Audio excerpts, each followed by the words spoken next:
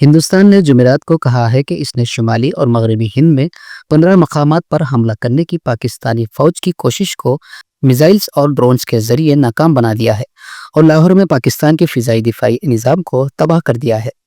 دونوں ملکوں کے درمیان کشیدگی سے وسیع تصادم کے اندیشے پیدا ہو گئے ہیں۔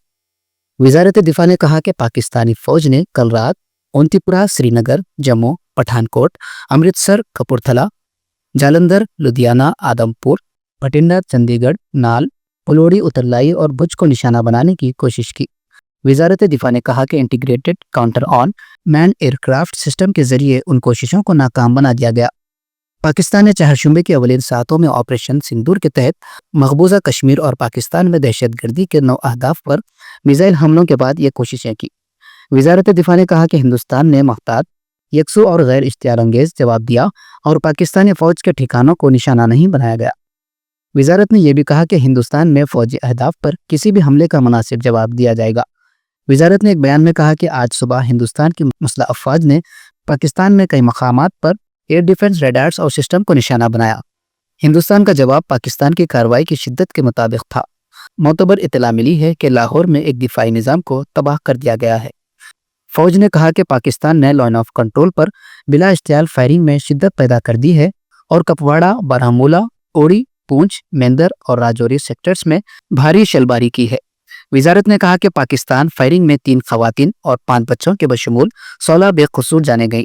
ہندوستان کو پاکستانی فائرنگ کو خاموش کرنے کے لیے جواب دینا پڑا۔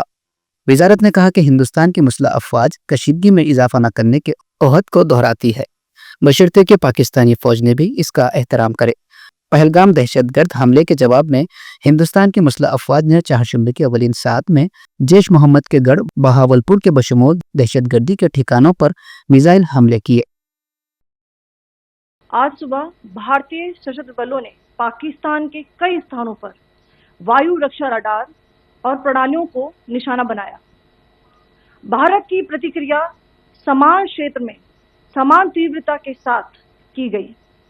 यह विश्वसनीय रूप से ज्ञात हुआ कि लाहौर में स्थित एक वायु रक्षा प्रणाली को निष्क्रिय कर दिया गया। Today morning, Indian Armed Forces targeted air defense radars and systems at a number of locations in Pakistan. Indian response has been in the same domain with the same intensity as Pakistan. It has been reliably learnt that an air defense system at Lahore has been neutralized.